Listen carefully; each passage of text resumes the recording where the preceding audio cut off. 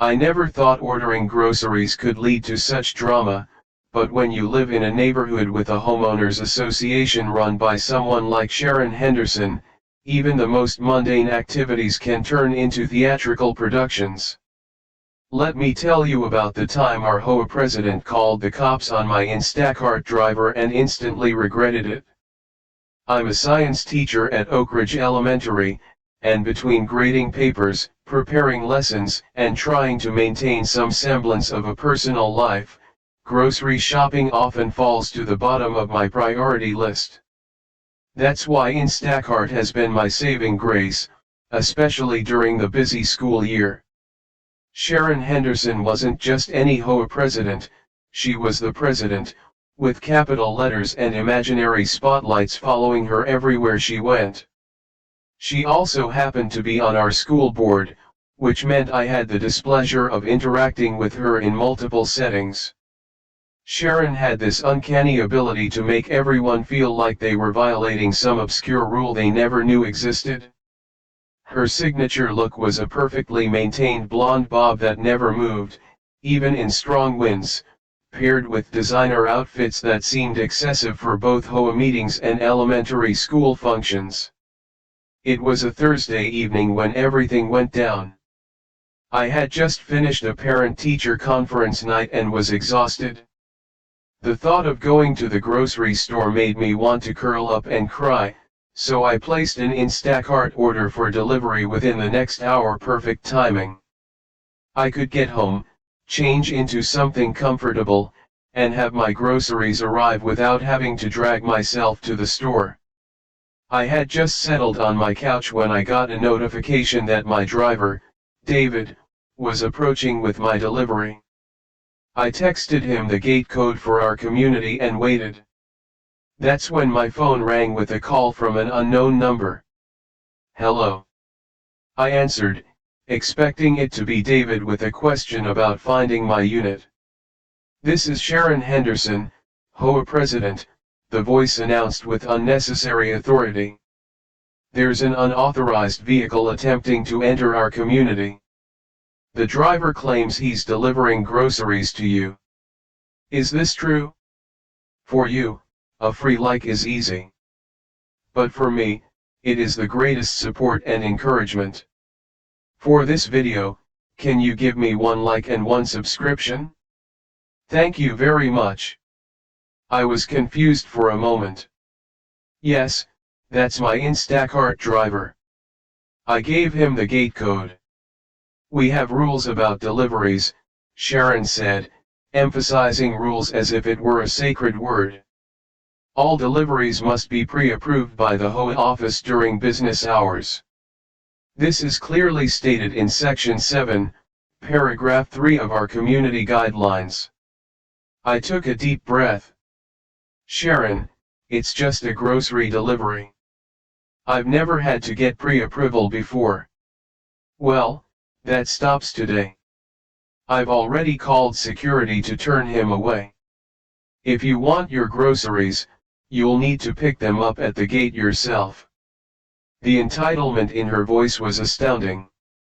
Sharon, that's ridiculous.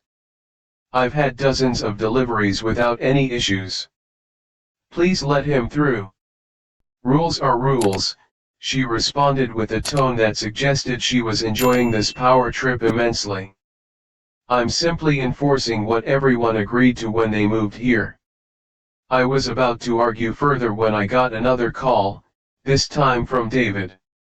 I switched over quickly. David, I'm so sorry about this. Is there a problem at the gate? Yes, ma'am, he replied, sounding uncomfortable. There's a lady here who says I can't enter. She's blocking the gate with her car and threatening to call the police if I don't leave immediately. I don't want any trouble. My blood began to boil. David, please stay there. I'll be right down. I threw on some shoes and drove the short distance to our community entrance, fuming the entire way. When I arrived at the gate, I saw Sharon's luxury SUV parked diagonally across the entrance, effectively blocking anyone from entering. David's modest sedan was waiting patiently nearby, and he looked visibly stressed. But what shocked me was the police car that had already arrived on the scene. Sharon had actually called the cops on my grocery delivery driver. I parked and approached the group just as Sharon was dramatically explaining the situation to an officer who looked like he'd rather be anywhere else. "Officer, this person was attempting to trespass on private property," Sharon was saying, gesturing toward David. "I've explained that deliveries require pre-approval, but he refused to leave." The officer noticed me walking up. "Ma'am, are you involved in this situation?" "Yes, officer. I'm the resident who ordered the groceries. David is my Instacart driver, and I gave him the gate code to make the delivery. There's never been any issue with deliveries before." Sharon turned to me with fire in her eyes. "As I was explaining to you on the phone, all deliveries must be pre-approved. It's in the community guidelines that you signed." The officer looked between us, clearly recognizing a neighborhood dispute rather than a criminal matter. "Ma'am," he addressed Sharon, "is this person threatening anyone or causing a disturbance?" "He's trespassing," Sharon insisted. "He has the gate code provided by a resident," the officer countered calmly. "That doesn't constitute." Karen wasn't backing down. "Our HOA rules clearly state." "Ma'am," the officer interrupted with a patient but firm tone, "HOA disputes are civil matters, not criminal ones. The police department doesn't enforce homeowners association rules. If you have an issue with your neighbor's interpretation of those rules, that needs to be addressed through your association's procedures, not by calling 911. I could see Karen's face turning an interesting shade of red. This wasn't going according to her plan. The officer was supposed to back her up and enforce her authority, not question it. "But I'm the HOA president," she emphasized, as if the title granted her special legal powers. "That doesn't change the fact that this is a civil matter," the officer replied. Then he turned to me. "You're free to receive your delivery, ma'am. Have a good evening." I thanked the officer and apologized for the unnecessary call. David quickly transferred my groceries to my car, and I gave him an extra large tip for his trouble. But Karen wasn't finished. As the police officer drove away, she stormed over to me. "This isn't over. The board will hear about this blatant disregard for community rules." I'd had enough. "Sharon, you just called the police on a hard-working delivery driver doing his job. You blocked the entrance to our community with your car, which is actually against the HOA rules regarding emergency access, and you made a non-emergency call to 911, which in many places is itself an offense." Karen's mouth opened and closed like a fish out of water. "I was protecting our community. You have no idea what kind of people could be coming through our gates." That's when I decided to take out my phone. You know what? This entire interaction has been enlightening. I think the rest of the board and our neighbors might be interested to hear how you're spending your time as HOA president. I started recording, and Karen's eyes widened in horror. "Stop recording me immediately. That's against HOA rules too. Actually, we're in a public space by the community entrance, Sharon. There's no expectation of privacy here." What Sharon didn't know was that I wasn't just a science teacher, I was also the daughter of a lawyer who specialized in property disputes.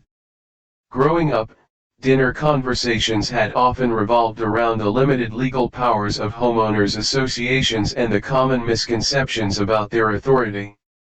"You know, Sharon, I've been meaning to look up something."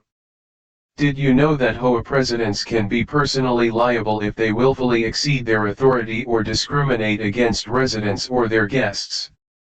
The confidence began to drain from Sharon's face. That's not relevant here.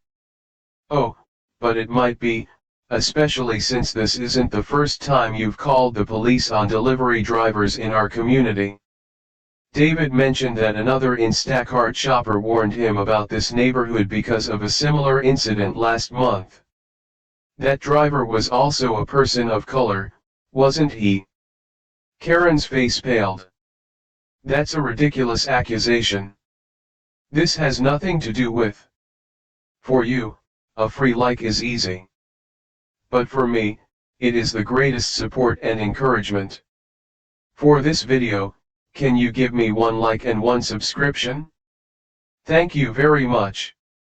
I'm not accusing you of anything, Sharon. I'm simply pointing out a pattern that others might find concerning, particularly the school board, where you've been so vocal about the district's commitment to diversity and inclusion. The mention of the school board seemed to hit a nerve. Karen's position there was something she prided herself on, often dropping it into conversations to add weight to her opinions on everything from curriculum choices to cafeteria food. You wouldn't dare bring this up at a school board meeting, she said, but her voice lacked its usual certainty. I wouldn't have to. All of this is happening in public, and you chose to make it a spectacle. Now, if you'll excuse me, I have ice cream melting in my groceries.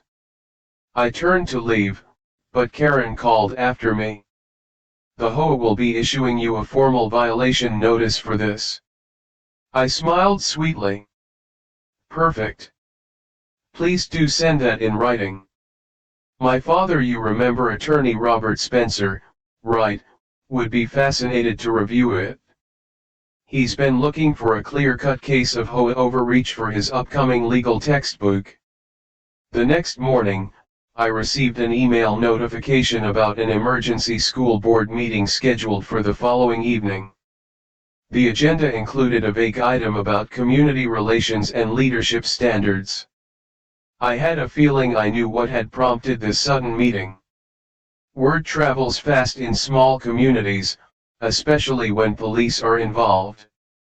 By lunchtime, several teachers had asked me about the incident at Willowbrook Estates with varying degrees of subtlety. Apparently, David had shared the story with other Instacart shoppers, one of whom happened to be married to our school's administrative assistant. The story had made its way through the school's gossip network at record speed. The emergency board meeting was surprisingly well attended for a Friday evening. Parents, teachers, and even some high school students filled the chairs. Karen arrived looking immaculate as usual, but there was a tightness around her eyes that betrayed her nervousness. The board president, Dr. Richards, called the meeting to order and addressed the elephant in the room without preamble.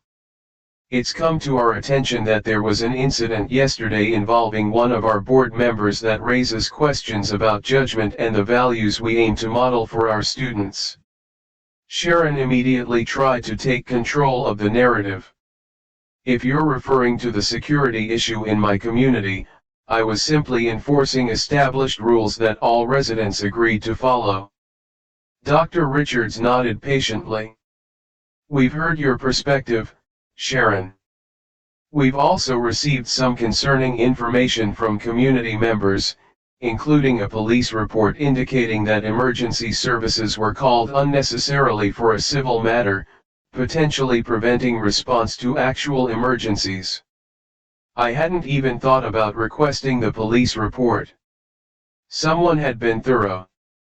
Furthermore, Dr. Richards continued, we've received statements from multiple delivery service workers describing similar encounters when attempting to make deliveries in your community, specifically to residents who are, coincidentally or not, primarily families of color or those with non-Anglo names. The room grew painfully quiet. Sharon looked around desperately for allies but found none. The evidence painted a picture that was difficult to defend. This board has a zero-tolerance policy for any behavior that suggests bias or discrimination, Dr. Richards said firmly. We also expect board members to demonstrate good judgment and to use public resources like emergency services responsibly. Sharon's voice shook slightly as she responded, "This is a mischaracterization of my actions. I've always supported diversity initiatives in our district. Words and actions must align, Sharon," Dr. Richards replied. Given the seriousness of these concerns and the clear violation of our board's code of conduct, I'm calling for a vote on Sharon Henderson's continued membership on this board. The vote was quick and unanimous, with Sharon herself being the only abstention. Effective immediately, she was removed from the school board. The look of shock on her face as the result was announced was something I'll never forget. Her carefully constructed image of authority and respectability had crumbled in a matter of minutes. As if that weren't enough, Dr. Richards had one final announcement. Additionally, I feel it's important to inform the community that the incident has been referred to the Civil Rights Division of the Department of Justice for review, as it may constitute a pattern of discriminatory enforcement of HOA rules. Board members are expected to uphold the highest ethical standards, and any behavior that falls short of that has consequences beyond our jurisdiction. The color drained from Sharon's face as she realized the full implications of her actions. Not only had she lost her prestigious position on the school board, but she might now be facing a federal investigation, all because she couldn't resist the power trip of blocking my Instacart delivery.